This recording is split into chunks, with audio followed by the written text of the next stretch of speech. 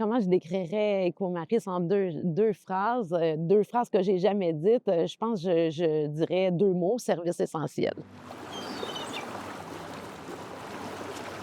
Ben, c'est sans doute une des plus grandes qualités du programme Cabestan pour une accompagnatrice en intervention, c'est-à-dire le fait que ce ne sont pas des groupes homogènes, c'est-à-dire que les jeunes vont avoir des parcours, des trajectoires très différentes. Bien sûr, ils vont être entre 18 et 30 ans.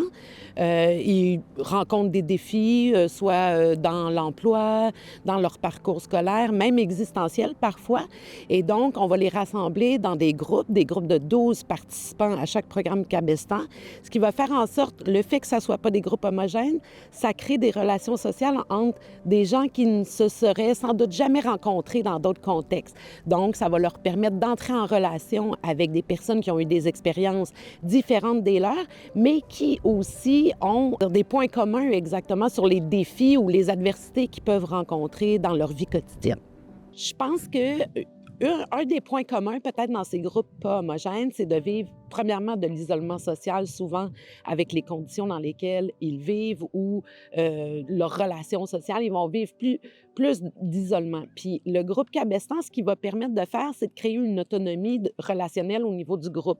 C'est-à-dire que les gens vont entrer en relation, bien sûr, avec des personnes autres qui ont d'autres parcours et ça fait en sorte que pendant le programme, va se développer un capital social entre eux autres qui vont devenir des ressources les uns pour les autres. Moi, j'ai beaucoup de personnes qui continuent leur relation après. Il y a un bris d'isolement, premièrement, mais aussi création de liens qui vont devenir très significatifs pour la suite.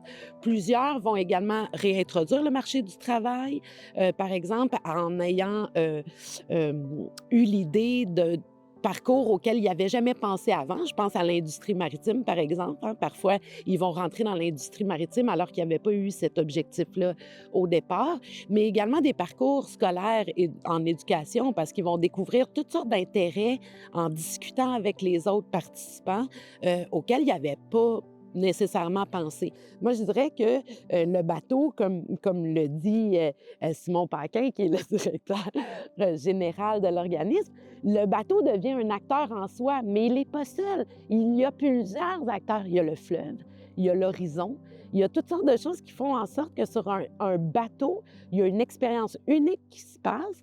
Puis ce contexte-là d'intervention, non seulement nous sommes à temps plein ensemble sans toucher terre pendant 2 semaines lors de la navigation sur le fleuve, mais il y a aussi quelque chose de fabuleux, c'est que sur un bateau, euh, il y a une égalisation des conditions, je dirais. Et l'accompagnateur et l'équipage et les participants se retrouvent dans une situation qui est la situation sociale qu'ils ont à un partage, qui égalise leurs conditions, qui fait en sorte que personne ne va se sentir, par exemple, inutile ou mis à l'écart socialement, hein. On a beaucoup de populations dans nos sociétés, beaucoup d'individus, beaucoup de familles qui se sentent mis à l'écart du monde social. Sur un bateau, c'est impossible d'être mis à l'écart et chacun peut trouver ses forces, ses compétences qu'il ne soupçonnait pas, qui vont être mis en valeur sur un bateau. Et là, je ne parle pas seulement de compétences techniques ou quoi que ce soit.